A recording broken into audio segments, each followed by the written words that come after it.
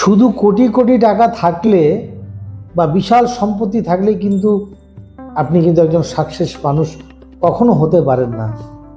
Success হতে হলে আপনি যেখানে থাকবেন, যেখানে থাকুন, যখন সমাজ আপনাকে দেখে খুশি থাকবে, সুখ অনুভব করবে, আপনারও ভালো লাগবে, তখন কিন্তু আপনি আসল সাকসেস।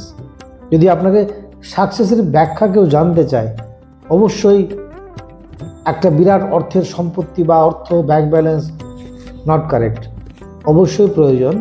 কিন্তু যদি সাকসেস তাকে বলা হয়, যদি আপনি দেখেন আপনি থাকাতে সবাই সুখী, আপনি সবাইকে ভালো দেখছেন, আপনাকে দেখে সবাই ভালোবাসছে, হাসছে, আনন্দ করছে, তখন আপনি কিন্তু সব থেকে সাকসেস ব্যক্তি।